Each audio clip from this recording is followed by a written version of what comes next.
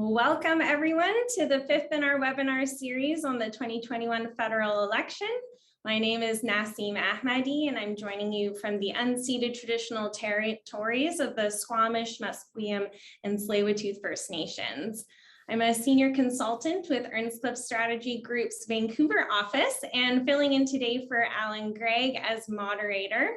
Alan will be back next week for the post-election webinar. So today we have our last webinar prior to Election Day on Monday, and there are no shortage of issues to discuss. So I'm delighted to introduce our Earnscliffe panelists who are joining us from across the country. From our Ottawa office, we have Velma McCall, who's advised federal cabinet ministers and has worked with the provincial governments in BC and Alberta. She's also the co-founder of both the Canadian Clean Technology Coalition and Women in GR. From Victoria, BC, we have Danielle Dalzell, who's worked for federal and provincial governments as well, including as a strategic communications director for the BC government and as a speechwriter for BC Premier John Horgan.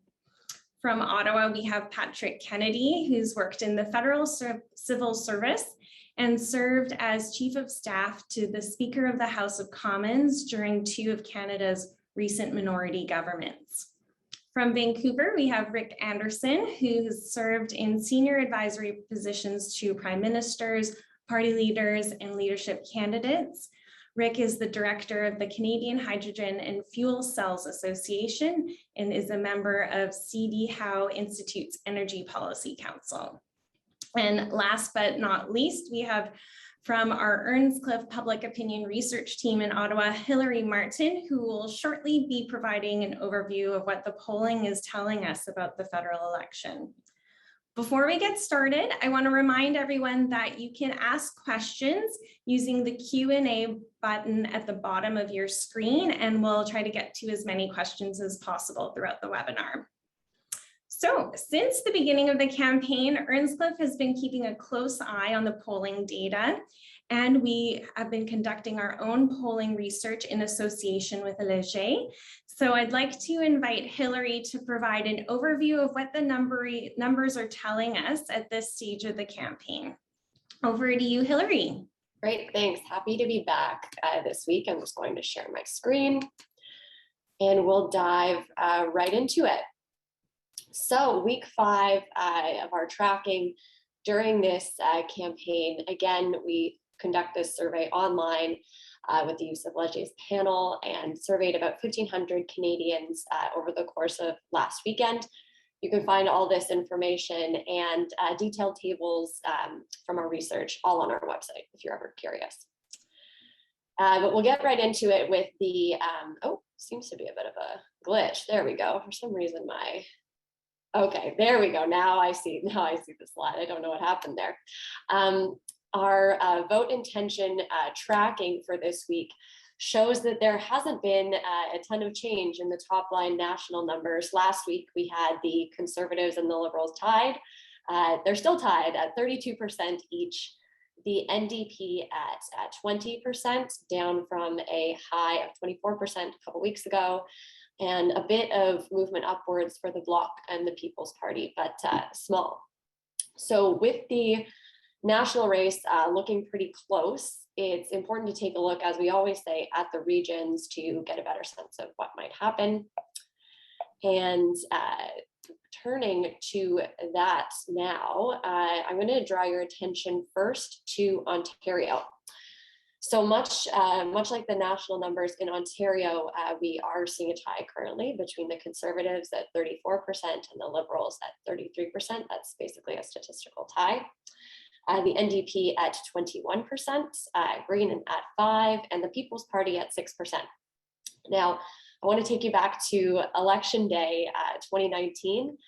The Conservatives received a similar proportion of the vote, 33%, but the Liberals got 42% of the vote, and they took a lot of seats in the province, and that helped win them the government. So breaking this deadlock between the Liberals and the Conservatives in Ontario is likely key to whoever's going to win this election. But I would then also draw your attention to the NDP and the People's Party numbers. They're a bit higher than we saw on election day in 2019 at 21% for the NDP. They got 17% on election day last time around, and the People's Party just got 2% last time. So for as long as those numbers hold and remain a bit higher than they did, it might be a bit tricky for the two parties that are battling it out for the win to advance and make some gains. And we'll talk about that more when it comes to switching your vote and second choice support a bit later on.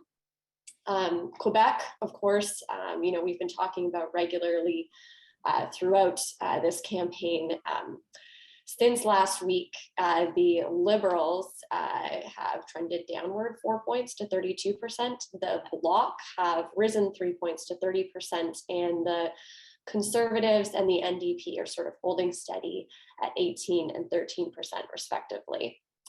In British Columbia, as Rick was alluding to, if you were on just before the top of the hour, it remains a statistical tie really currently based on our sample size between the Liberals, the Conservatives, and the NDP. So it remains a race to watch, as we've already discussed, and that's what a lot of the polls are showing.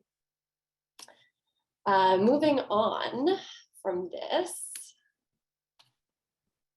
since we were in field during advanced polls, we did ask this wave if folks had already cast a ballot in this election. And I saw in the Q&A already, someone had asked about turnout in this election. And I think it's interesting that, advanced polls hadn't even wrapped up when we were in field, and 23% said that they'd already voted in our survey. And Elections Canada is out today saying that they saw an 18% increase in early voting compared to last election. Among those who have voted, the proportions reflect those that we're seeing nationally, tie between the Conservatives and the Liberals at 27% and the NDP at 19%.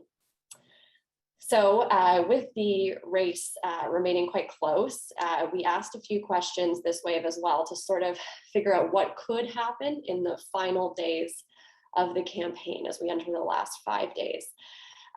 We asked folks if they had a second choice party that they would support, and how likely, if they did have a second choice, that they would switch their vote and support them.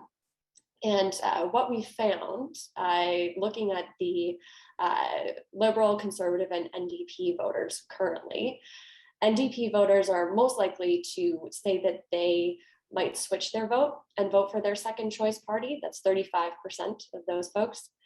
Conservatives, 27% say they're very or somewhat likely to switch their vote. And among Liberal voters, 22% say that they would switch their vote. So acknowledging that the NDP vote base is the one that is perhaps most vulnerable to switching at this time, we thought it makes sense to examine who their second choice support might go to or benefit.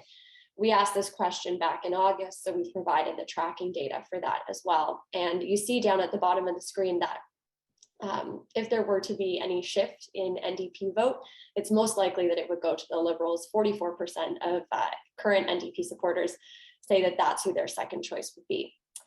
When it comes to Liberal voters currently and Conservative voters, among Conservative voters, it's actually the NDP that gets the plurality of second choice support, followed by the Liberals at 16%. But as we saw back in August among Liberals, it's majority saying the NDP would be their second choice, and very few willing to name the Conservatives as their second choice.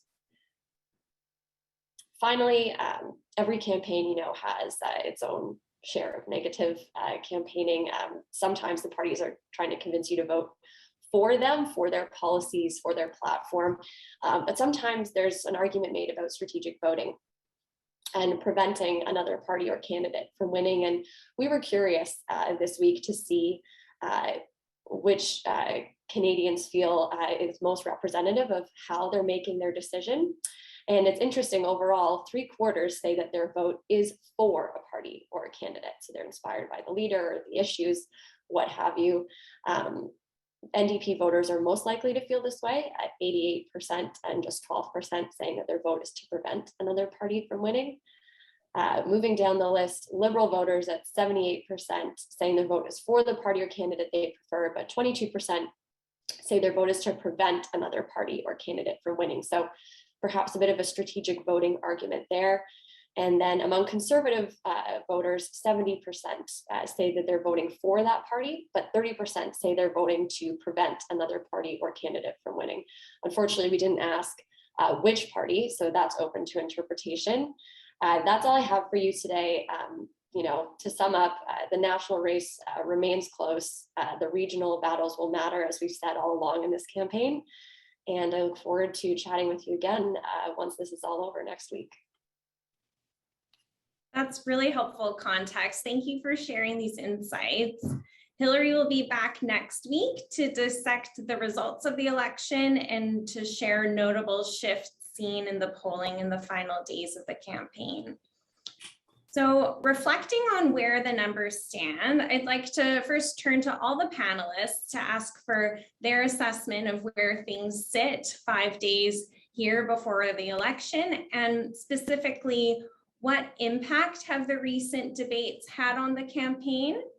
And with such a tight margin, is there any party still capable of winning a majority? So Velma, let's start with you.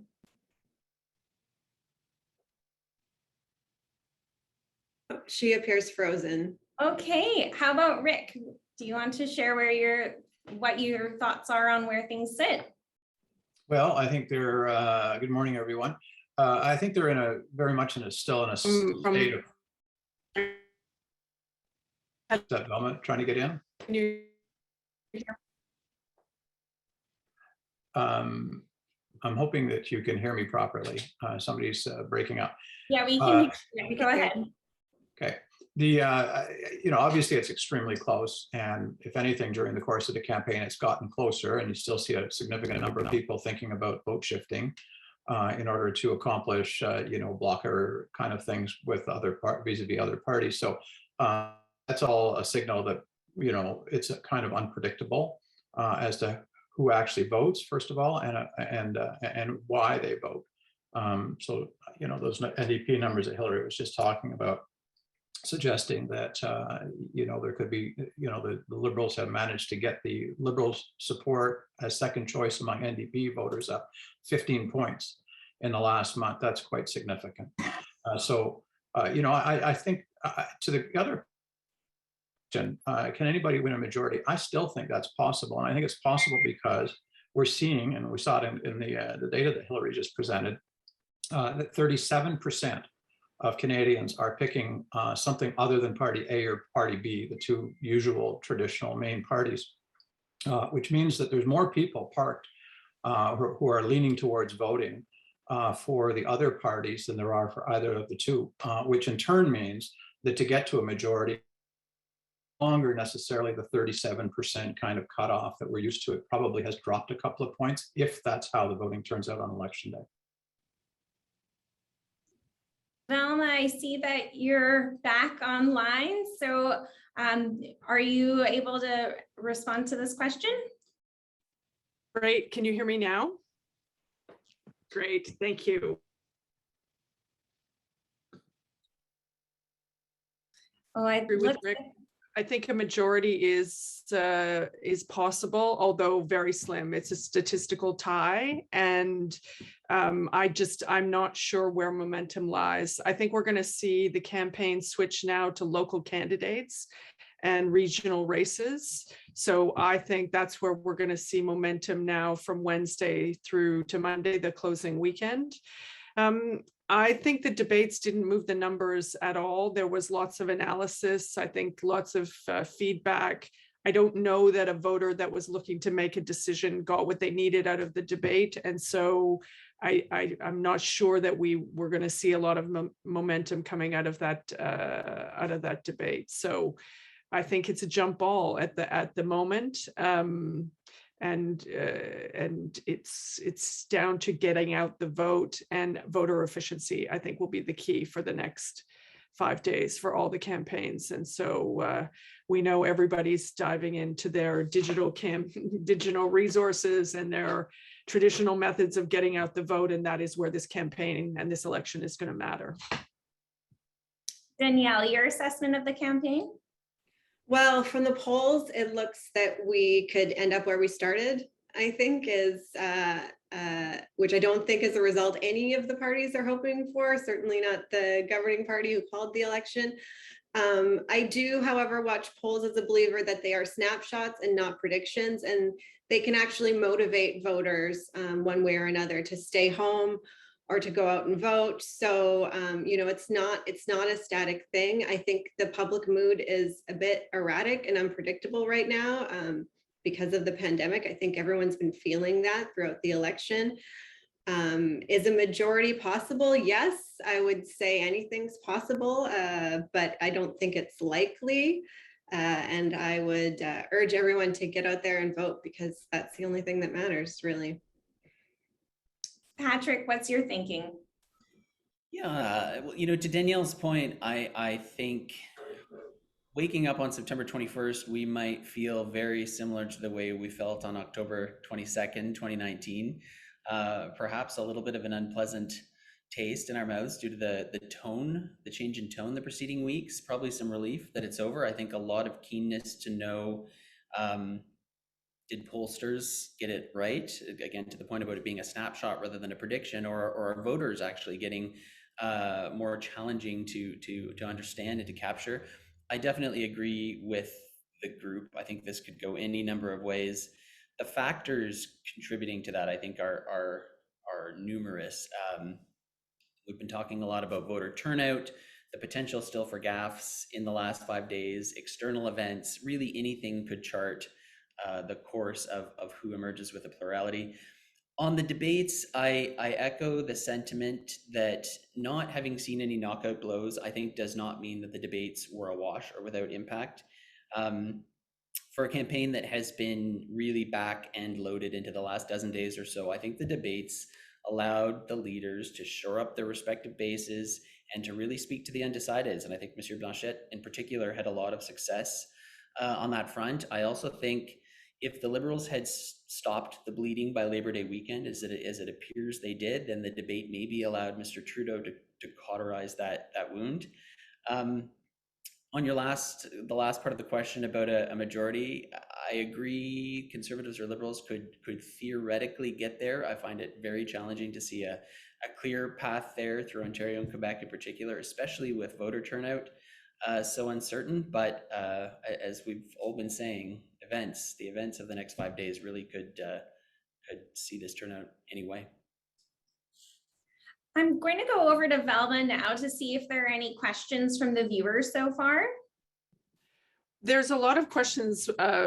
There's a lot of questions in the chat about how we feel about the polls themselves, because we've been through a few elections now where the polls haven't been that accurate a predictor, especially with the low voter turnout. And obviously there's a question about asking about the surge of the People's Party of Canada and what that is going to mean. And I think that's going to come down to vote split. So I wonder if any of my colleagues would like to respond to that. Rick, do you want to take the question about the PPC? You're on mute, Rick. Yes, I think the surge in favor of in support of the PPC is for real. We've seen that before, and it's pretty understandable given the focus that Bernier has put on the anti-vax side of things, or the anti-pandemic restraints and lockdowns and so on, the freedom issue. So I think it's a real thing. Those voters who are aggregating there are coming from apparently all sides of the spectrum, both sides, and also from people who don't habitually vote. Be interesting to see if they actually turn out this time. So they're highly motivated. They know what they're doing. They've got a single issue candidate and movement there. And they're the only party that has actually taken the position that they've taken, that Max has taken during the campaign. So I think that's a real thing, and I think it'll be a factor on Monday night. And I think the fact that there's a surge in Ontario matters. In vote-rich Ontario matters, because those vote splits there could cost Conservative seats, and same with the second choices around NDP for the Liberals. Danielle, can you elaborate on the question posed around the faith we should have in the polling numbers? Well, I think, you know, polling, especially now, I think everyone's really, the public mood is unpredictable. And polling, as I said, it is a snapshot. We don't know where it's going to go in the next few days. There's also that question of who are you contacting, who's at home? And, you know, does that skew demographically to older people? There's always, you know, questions about where that comes from. But I think when you sort of coalesce all the polls together, you can see reliable trends. And so I think that, you know, if you notice outliers that have one party, you know, one day way higher than they've been for a while, usually that'll balance out. And if you look at the polls together, you can get a picture, which is sort of the picture that we were just presented today. And the polls showed at the beginning of the campaign, the Liberals had a lead, and now we're at numbers similar to 2019, where the Liberals and Conservatives are at a near deadlock. Rick, you've seen your share of campaigns over the years and have experience running campaigns yourself. Have you seen an election period like this before, and how do you make sense of the shift in party support? You know, I'd have to look at provincial elections to say I've seen something like this before, and I have seen it before at the provincial level, but not at the federal level. You know, usually there's more attention in the media, more focus, more engagement by voters and so on. And I don't think we've really seen that. You know, we called it when it was launched an election potentially about nothing.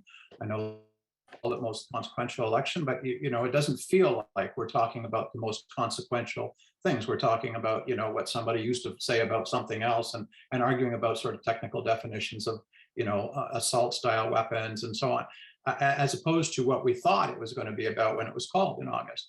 And I think that's been frustrating for the voters. And I think it's led to what we're seeing in the polls, which is a lack of consensus about where this is going to go, which to me is really the interesting question on Monday. Do people at the end of the day, what is the question that they're asking themselves? Is it the big consequential questions that the Prime Minister framed when he launched the campaign in August, or is it a referendum on his own leadership? You know, and of course, different people have different answers for that. So I don't think that's really crystallized yet in the voters' minds at a national level. And I've never really, I have a hard time remembering seeing anything like that in the last 30 or 40 years of federal elections. Yeah, I think, Nasim, if I could, I think for voters, the election is largely unsatisfying to them, because I think there are a lot of issues from COVID, post-COVID, related to recovery, related to childcare, climate change, other things that just haven't really been discussed. And so I think some of how voters are feeling is that they're unsatisfied with the fact that we're potentially in the election. That question has certainly stayed with us, but also of what it is that's on offer. And I think that may affect both voter turnout and ultimate decisions, whether you saw Hillary's numbers on who's voting for and against. Danielle, moving to where leaders are spending their time during the campaign, where have you been seeing the party leaders focusing their efforts, and what do you think it says about the state of the race? Well, at this point in the campaign, you usually see campaigns moving from issues and policy-based announcements and events more to rallying the vote and momentum. So they're going to attempt to demonstrate that, which has been a little bit more tricky in COVID without being able to have those packed rallies. So based on where they're going, you can usually see where they think they're close races, where they think their presence might push something, a riding over the edge, and they can rally that support. The government has the most seats, so you'd expect Trudeau to be in, you know, more of their held ridings, but you can see if they're in offensively in ridings they don't held, or defensively in ridings they currently do hold. You can see how they're feeling. Last night we saw Trudeau in Brampton. Chrétien came out. They did have a rally that was had a lot of people in close contact that was criticized a bit. But he's also been in block held ridings in Quebec. So there's a bit of a mix going on. Singh and O'Toole have been more on the offensive generally. But I say all this with the caveat that we can read a little too much into the tea leaves of where they are. Sometimes it's just convenient. Sometimes they've promised someone they would go to that riding. But overall, you can look at the trends of where they're going, and you can see a bit of a defensive position when it comes to Trudeau, and the other two are a bit more on the offensive. If they start exclusively going to their very strongly held safe seats, you know, it's a save the furniture campaign. I don't know that we're there yet, but that's what I would say. Nas, could I just add just quickly to that? I think the other thing to keep in mind is that with the comments that others have made about the perceived lack of substance in the campaign and perhaps a lack of inspiration around why we're going through this campaign, I think parties will be very concerned about getting out the vote, and whether ridings are considered safe or held or are on the wish list. I think a lot of the tour motivation right now will be reminding people of the importance of not taking anything for granted and really ensuring that that the GOTV operation on the ground feels like it's well supported and that there's lots of enthusiasm there. Velma, we're starting to see the leaders making their closing arguments in these ridings. What do you think of how the party leaders are positioning themselves in the closing days of the campaign? Well, I think Aaron O'Toole is counting on change and counting on a referendum on Trudeau. That's his positioning since the beginning of the week. He's going very hard at that. And it's interesting to see the extent to which the question of change has come into this election. I don't think the Liberals were anticipating that. For Prime Minister Trudeau, that he's suggesting that it should be steady as she goes, that Justin Trudeau is trying to say to Canadians they managed the pandemic well, and now they should be given the opportunity to manage a similar level of change in important issues facing the country. I think for the other four parties, the NDP and the Bloc are both making cases about we can hold whoever it is that wins this election to account. Different perspectives, different dynamics, but they're making a case that they can hold the government to account and that they will be influential in a minority government. And for the Greens and the PPC, they're both making a case that the Parliament needs their voices to be heard and to be heard clearly. So it will be very interesting to see whether Max Bernier's party wins a seat, likely not in Quebec, but probably in Ontario. I'm struck by how little consistency there is in the final week pitches, even amongst the leaders, but even by the individual leaders. They all kind of started the week with kind of positive, forward-looking vision statements. Which is a traditional way of starting the final week of the campaign, but that's not what they're doing on the campaign trail. And even what they're doing on the campaign trail isn't consistent from one day to the next. And they seem to be running a series of localized campaigns. So when they come to BC, they talk about this. And when they go to Quebec, they talk about that. When they go, meanwhile, what does that look like in terms of a national message to the national electorate? It looks like just noise. There's no consistency of themes. Jagmeet Singh is probably the exception to that. Of course, Max Bernier.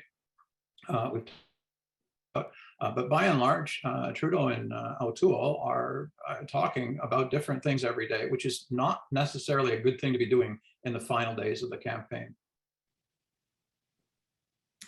Patrick, you worked for the Speaker of the House of Commons during minority parliaments, and the polling is indicating this election may possibly also yield a minority outcome. So in the event of a minority, what are the possible outcomes, and how might this one differ from minority parliaments we saw in 2006, 08, and 2019?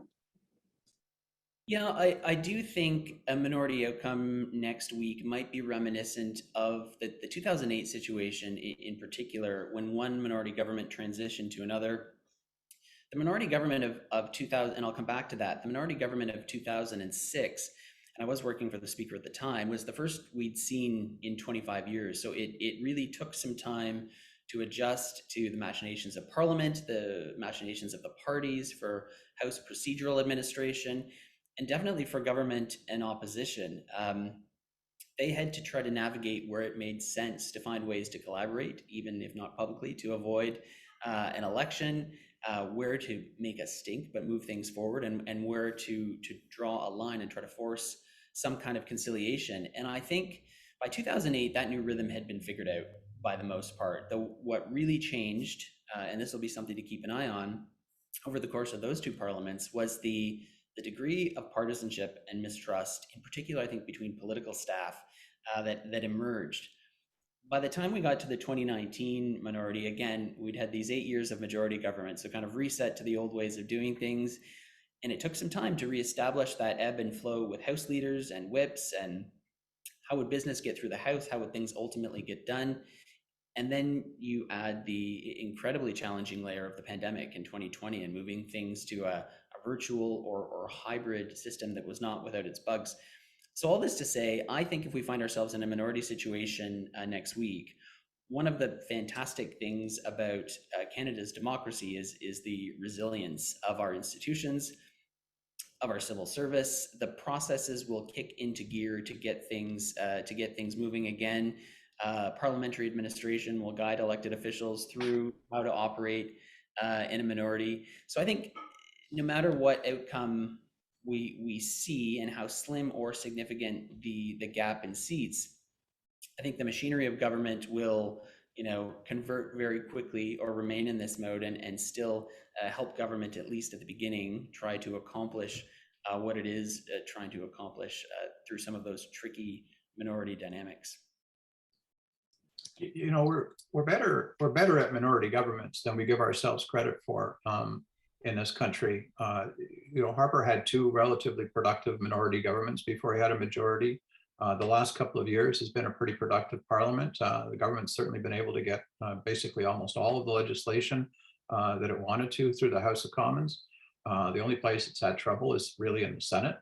And you see Jagmeet Singh and Yves-François Blanchet both opening the door to cooperation with whoever, whichever of the other parties might emerge with the most seats on Monday. I think we've, without really thinking much about it or talking about it, we've kind of evolved into sort of a European kind of framework where we've got multi-party democracy, 4 or 5 parties represented in Parliament. An election, as I mentioned, with 37% saying they're voting for something other than the two, traditional, and a kind of attitude that the way to get things done in Parliament is to collaborate with each other, even though we oppose each other so vehemently in the course of election campaigns. And I think those are good traits to be developing that way in Canada. Yeah, I agree. I think the last minority parliament was actually quite successful in delivering what people needed during the pandemic. And I think Jagmeet Singh and the NDP really leveraged their position effectively to increase benefits for people, to do those kinds of things. They also had a cooperative governing party on the other side of that. So as Rick says, maybe this is more the new normal, and this is how our parliamentary democracy is intended to function as a minority government. So it's fine. And we can see that, and perhaps maybe that gets a better, more balanced government for people. I want to go back to Rick because Erin O'Toole has been viewed as running a more centrist campaign than previous Conservative leaders. So what do you think of Erin O'Toole's approach, and what influence, if any, do you think the PPC are having on this approach? Oh, well, for sure, it's true that Erin O'Toole is running a more center-right campaign than we've seen from the Conservative Party.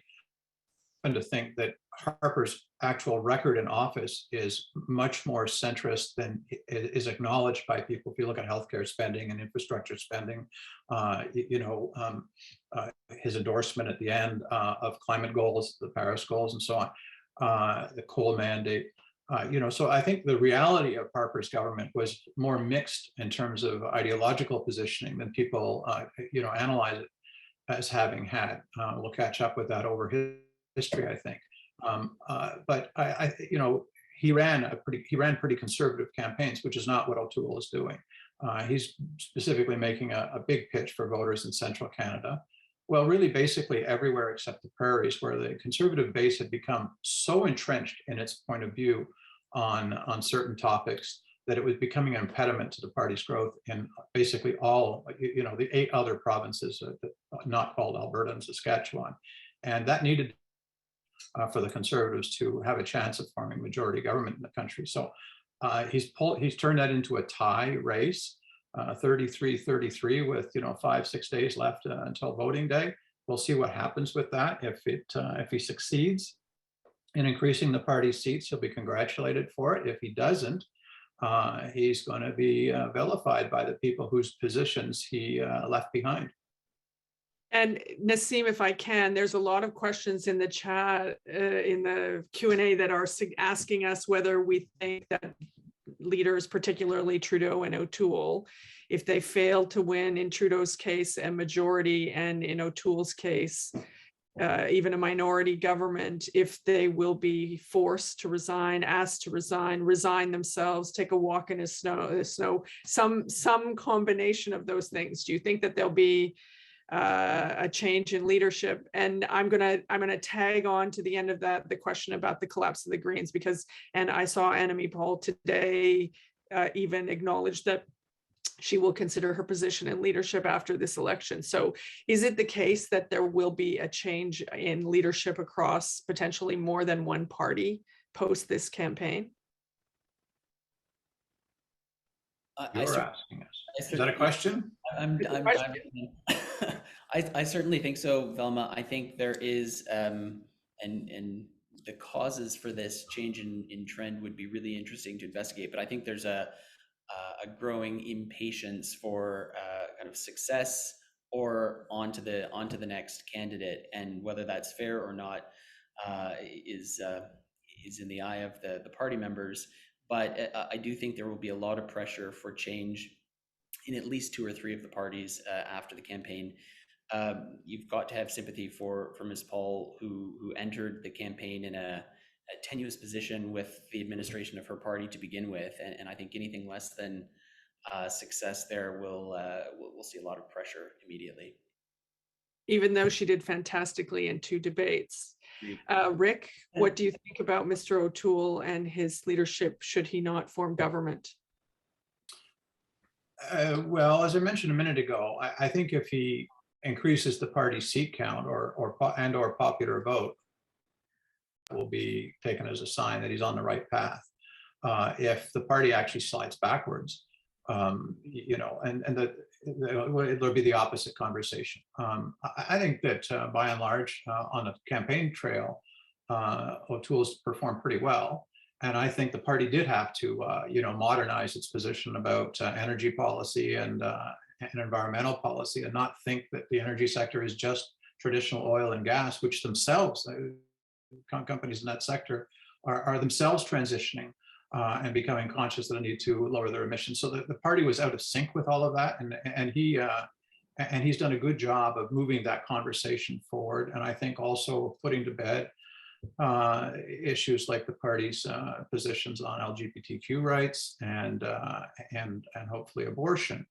So I think O'Toole's going to get a bit of a pass here, unless things really turn out quite badly. Yeah, and I think the prime minister's got a lot more stake on election day. We didn't have to have an election this year. We didn't have to have an election in the middle of a pandemic. And in a sense, it has been, although it has been not clear what it's been about. Mostly about attacking the opposition in the end. And so it's not hard for the voters to imagine, really, this is really mostly about getting to a majority. And if that doesn't turn out to have been successful, I think there's going to be people questioning his leadership as a result of that. But, that doesn't mean he'll be in trouble. That just means that conversation will occur. Yeah, and it's interesting, someone commented in the chat about Bill Davis wanting a majority, getting a minority, and running it for 4 years. Danielle, do you think that Jagmeet Singh is secure, regardless of outcome post-election? I do. I think, if he holds and a growth potential is there for some additional seats for the NDP, but either way, his personal approval numbers are very high in polls, that he's well supported in the party. I think he's demonstrated a lot of skill at connecting with people during this election. I think that the party's really appreciating that growth as well from the last election, you can see, and definitely has a really good focused message, and he's stayed on it and been quite agile. So I think his support is pretty strong. And Velma, this ties in well to the next question I had for you, turning to Justin Trudeau. We've discussed how the polling numbers are very tight between the Liberal and Conservative parties. And compared to last elections as party leader, Mr. Trudeau has been facing more protests and harassment than before. So how do you think he's handling the pressure? And do you think there would be any pressure on change in party leadership depending on the outcome of the election? Well, I think there's a set of people for whom this is a referendum on Justin Trudeau and his leadership. It's interesting the extent to which some people seem to have forgotten that it's almost as though we didn't just live through 18 months of an unprecedented pandemic. And the focus is certainly on him and his leadership. Some of that is about the anti-vax vote. Some of it is about calling the election. Some of it is broader dissatisfaction. So I think this probably splits into two things. I think Justin Trudeau has a question to ask himself about his ability to lead after this election, given the amount of heat that he himself takes and what that means for him as a leader and the Liberal Party of Canada going to a future election. And then I think the party's going to have to ask itself if this is an election that was supposed to be about questions of a generational and an intergenerational nature. If we're supposed to be asking ourselves those big questions, then does Justin Trudeau serve that end ultimately if campaigns and opposition parties can make it more about him? Because this is the third time the Liberals have sought a mandate. Next time will be, if they win, 4. Even with a smaller minority, the question of change will be inevitable. So I think it's a complex question, and I think both the party and Justin Trudeau have to ask themselves what the future is going to be. A walk in the snow is not out of the question, I would say. I've noticed also, I'm an admirer of Jagmeet Singh's, and I said that I thought he was one of the 2 leaders who stood to gain in this campaign, and I think that he probably will if that vote that we see in the polls actually manifests itself on Monday. But I've also noticed that, after this is now his second campaign, and he's getting less of a free pass on certain questions. People are starting to ask him, so what do you really mean happens with the Trans Mountain Pipeline? We know you're against it. Never should have bought it in the first place, and so on. Next. And he doesn't like to answer those kinds of questions. He likes to stay at the 50,000 foot level and talk about the past and his opponents. And I think he's getting pushed harder to crystallize his positions and be more clear about what he's advocating in certain areas that he's kind of skated around. So I think that's a sign of the maturing of his leadership. And he doesn't get the same pass for authenticity and being on the right side of certain things that people are going to start for questions because he's into the middle stages of his leadership, and you need to do that. Gary Dewar ran 5 times before becoming Premier of Manitoba. Wow. Well, Winston Churchill did something like that too. Can we talk for 1 second just about an earlier part of Nas's question, just about the protests that have dogged the Prime Minister in particular, and just the tone of the campaign, the if it's safe to say, vitriol that's come through in some of these protests, the concurrent protests that are taking place around hospitals, and just there are, I'm the guy who likes to look at, where the system is working and where parties come together. There has been, from all leaders, a rejection of these sorts of this sort of tone in our election, these sorts of protests, the threats and the physical violence of the pebble throwing, and it really, I think it is a new kind of campaign federally, and a new reality of leaders needing to both worry about this and to be prepared to respond to it on the fly as well. Yeah, well, we will be more divided on the other side of this election. There's no question about that. But I think as well, there is something uniting against these protesters. Like the hospital protests have really, for me, just looking at friends who aren't necessarily political, that has been a really galvanizing moment. If people just are so appalled that you could protest outside a hospital and block people's access to care. And I feel like that will bring people together. There'll be the 10% or however large that is of anti-vaxxers, of folks who are on the other side of that. But I think there is something coalescing about everyone standing together against this pandemic and doing what they can to prevent this disease. So this virus. We should be careful what we're, we should be more conscious of our history. In his first campaign, Pierre Trudeau, 1968, Trudeau-mania, which a campaign he won with a big majority. That campaign started with him being almost chased from a parade stand at the Saint Jean-Baptiste parade in Montreal by pretty violent protesters. The police tried to have him evacuated, and he waved them off and stayed. For a while he was kind of almost by himself in the reviewing stand. Mulroney had regularly had violent crowds in his campaigns, not his first one, but his second one. And we had terrible crowds at some, Guelph and Montreal and so on, with Preston Manning. My daughter was with the was traveling with the campaign because it was in '97, because it was a school strike going on in Ontario, and why not come with Dad on the campaign plane for 3 days? And we were in Guelph, and the demonstrators stormed the stage, disabled the speakers. The police couldn't hold them back. We had to fight our way back to the campaign bus. Everybody got separated from each other, including my then 11-year-old daughter from me. People spit on Sandra Manning at the door of the bus while the police were holding the door open and trying to get us on and telling the bus driver to get the bus moving. And in that fray, my daughter got left behind the campaign bus, as did half the journalists on the campaign bus. People forget that this is our history.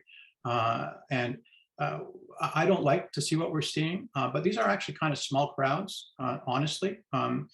Not the biggest kinds of things like this that we've ever seen. Remember the G7 and WTO demonstrations and so on. So what I like about Canada, and what I think one of you was just referring to this, we don't like that kind of thing. And actually, it's not really part of our culture, but it's not that it never happened. Sure. Just that when it does happen, we resist it. And across the board, people say this is not an okay way to proceed. Danielle, with a divided electorate, how can the NDP party stave off a loss of votes to strategic voting, with the Liberal Party encouraging progressive voters to vote Liberal to ward off a Conservative government? This is always the challenge in our electoral system, and specifically for the NDP. As some of you may remember, 2015 was supposed to be the last first past the post election. Trudeau did not keep that promise. Presumably, I think because the Liberals think the system works for them, it has proven to. But it does put people in that position of having to vote instead of for what they want, against what they don't want, which I think is a somewhat cynical position to be in for voters sometimes. I think people aren't particularly thrilled about this election, and they don't like to be put in this position. So that could potentially have an impact, as they go to the polls. But you never know. You never know what those switchers, and as we saw in Hillary's polling presentation, there is that little bank of potential switchers that are probably those, I might vote just to stop the Conservatives. But then again, there are NDP versus Conservative races. It's not a straight shot for sure across the country. So we'll see if that has an impact. It's inevitable that some people will do that. The degree and what percentage of people make that decision is what finally sort of tends to, I think, impact the NDP in that, I think last time we saw a bit of a 2% drop from polling to election day. So, so we'll see. I think the message Jagmeet Singh has been sending very strongly is vote for what you want. If you want to vote for the NDP, vote for the NDP. And I've seen people say, my strategic vote is I'm voting for the NDP. That's the strategy. I saw someone tweet the other day. And so I think that's the hope, and we'll see. I actually think, Danielle, that argument has less currency in this election. And I think we'll see post-election, but I think once we examine the numbers after this election is over, I think it also matters less to the younger demographic. And so it worked in 2015 for a whole bunch of reasons. It was about something else then. That was a change election. But my sense from, my own anecdotal discussions with a whole variety of people is that the case for stopping the Conservatives and then changing vote switching has far less currency than it did in 2015. Yeah, absolutely. The circumstances are so different in this election. And, when the government calls the election and then says, oh, but you have to vote for us to stop the Conservatives, there's something about that argument that just doesn't land very well. And I think that could make a difference for sure. We have less than 10 minutes left, so I want to shift to the overarching themes of the campaign. Patrick, we know ending the pandemic is top of mind for Canadians and has been for over a year and a half. So in addition to the pandemic, what 3 or 4 issues have had the greatest impact on the campaign, and which parties have benefited most from the issues? Well, I think first, we've heard a lot of discussion around the issue or the question of the election itself and why it was called. And I think it's something that's raised pretty much every time we have an unscheduled election. But reliably, the question usually fades from people's minds after the first few days. Very important. Yeah. And the focus turns to issues or the horse race. This election's been different. With 5 days left, we're still hearing the question of why the election has been called numerous times per day. And I think it's been an unfortunate misstep by the Liberals to have not more clearly or at least confidently answered that question right off the top. And agreeing or disagreeing with the decision to hold an election now, I do think there may have been a compelling narrative around the need for a new mandate, given the dramatically different landscape in which we find ourselves. But if that mandate is being told, it's being told late and it's being told quietly, I think. The second issue for me is the tragic events that continue to unfold in Afghanistan and Canada's role in it. And I raise this not because it's an issue that's dominating the campaign every day, but because of the truly unfortunate timing of starting the campaign when we were witnessing the people of Kabul fleeing for their lives. And that can underscore how lucky we are to live in a peaceful democracy where we have the ability to participate in this process.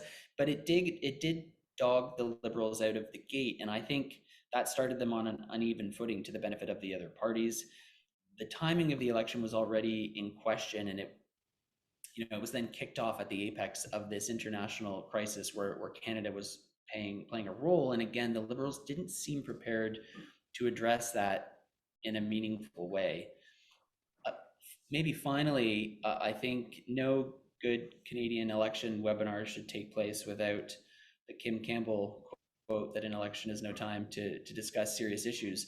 And I think that issue, for me, what stands out to me about this campaign, the major parties will argue that they've put forward scores of policy proposals, but this, to me, does not feel still like a substantive, serious, and certainly not an inspiring election campaign. We should be having lively a detailed, thoughtful debate about the economy, the environment, healthcare, reconciliation, and we've seen pivoting to the default wedge issues instead. And I think that's really unfortunate.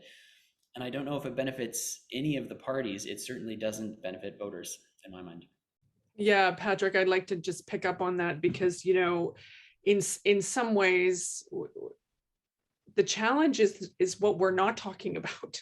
You know, it's childcare, inclusion, reconciliation, anti-racism, women's rights, and their role in the economy, housing, and a sense of economic security, climate change, and beyond, like the skipping stone along the surface of what we've talked about in climate change, when it's actually about disruption and dramatic changes, transformational changes that are needed in a whole wide variety of systems. And that is part of what the pandemic exposed for us and what we've lived through and the insecurities that we've all felt.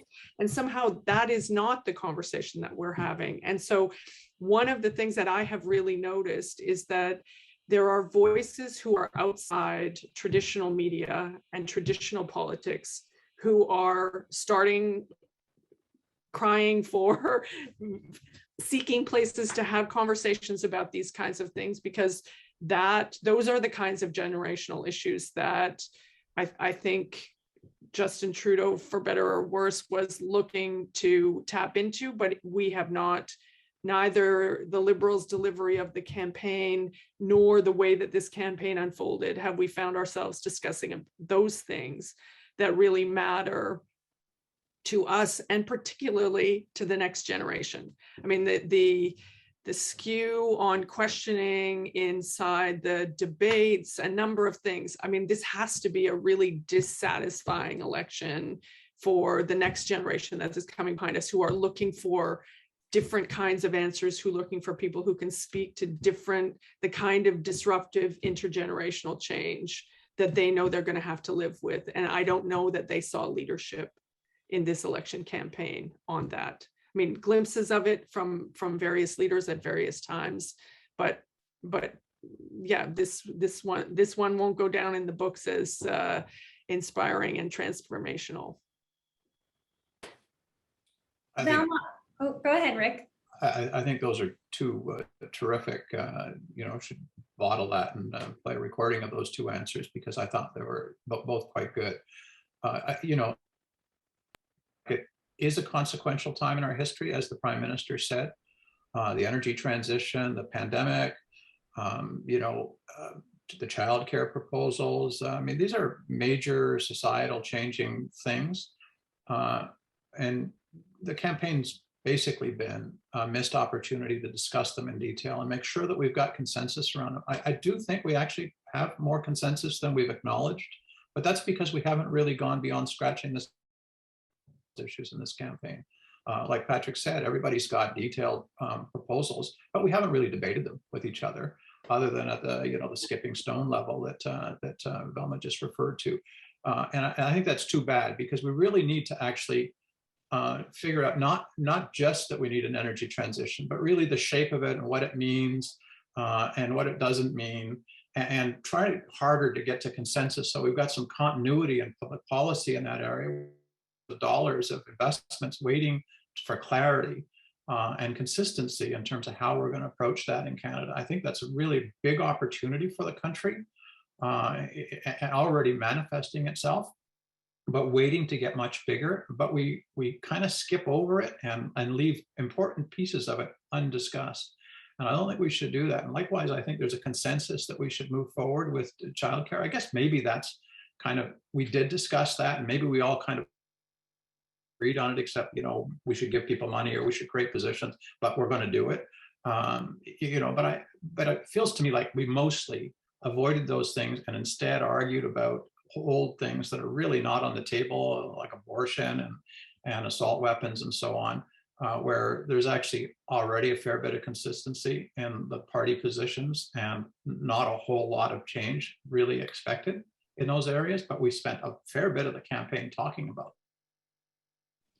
And I think the situation and context has probably influenced a lot of this more than we really can fully, understand at this time. We went to election in the middle of the summer. in a pandemic.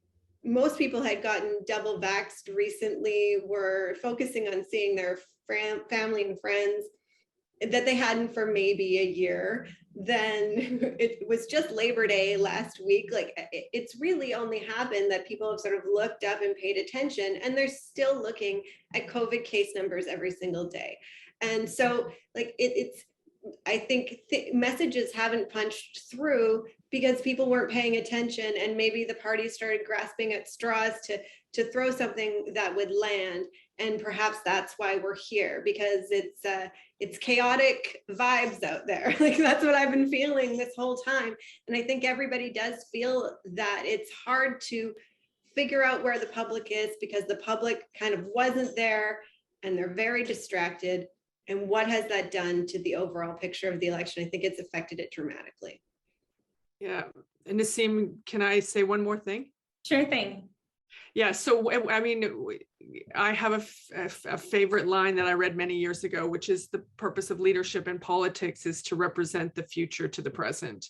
And one of the connections that we certainly didn't draw in this campaign is we had a discussion about childcare that was like the old and like a historic discussion about childcare, instead of drawing the connection between what we've lived through with women's absence from the economy through the pandemic and the fact that childcare is an essential economic tool. It's like it's those connections that we didn't quite make. And so I agree with you, Danielle, completely about what you're saying about the disarray. It's just we needed people to draw more connections and not maybe give us old politics and old positions, but look ahead. Very rich discussion. I'm mindful of the time, so I'd like to ask all panelists, it wouldn't be an election webinar without a Kim Campbell quote or an election prediction. So what do you expect we'll see come Monday night, Patrick? Ooh, first with my crystal ball, I've tried to polish it, but it's very, very, very cloudy. At the risk of taking the safe middle ground, which is exactly what my colleagues would expect from me, I'm going to say that in the absence of a major event in the next few days, probably aren't winning conditions for a majority. We'll see a party take a minority position with numbers really similar to the 2019 outcome. Resumption of Parliament, again, fortunately for us as Canadians, back to business by mid-fall. The only other thing I would add, I would not be surprised at this point, to Velma's earlier point, to see a PPC breakthrough. Perhaps small, but in a way that it impacts the outcome. And I do think we'll see at least one, if not two, leadership, reviews or changes in the wake of next Monday. Danielle, what's your take? I would agree, maybe a slightly smaller minority if I'm going to be a betting woman, with a few pickups for the NDP and the Conservatives, and a concerning percentage of vote for the PPC. It's already concerning to me how high their polling numbers are. Rick, and then last word to Velma.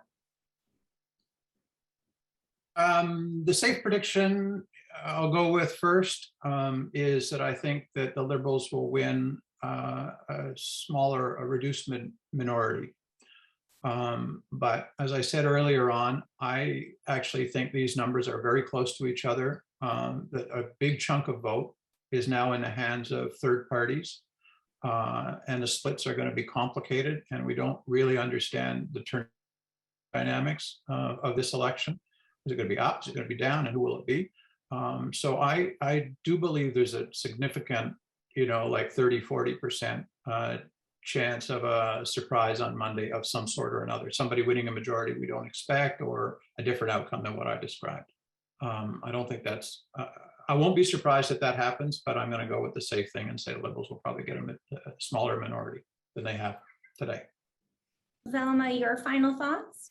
Yes, and I actually think the Conservatives can pull off a minority in this election. I think it will be small. We were all talking about what's the scenario in which we have a 130, 130, 38, 38, 1-1 scenario, and so I think it's a total jump ball in terms of how the numbers will come together. The splits, politicos like us are going to be examining post riding by riding numbers for months and months to come, because if it is a minority, as we're all saying it could be, then we're very likely heading to the polls again, and we will be into setting up dynamics. It could be a long minority like Bill Davis's minority, but we're going to have new people in Parliament and a lot to learn about how to maybe more effectively deal with some of the questions we talked about in minority parliaments.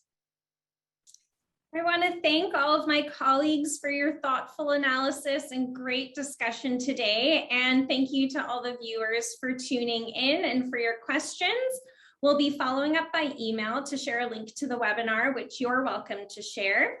Alan Gregg will be back next week with the final webinar in our election series to review the election results and what lies ahead for the 44th Parliament of Canada. We look forward to seeing you at the webinar next week, and remember to vote.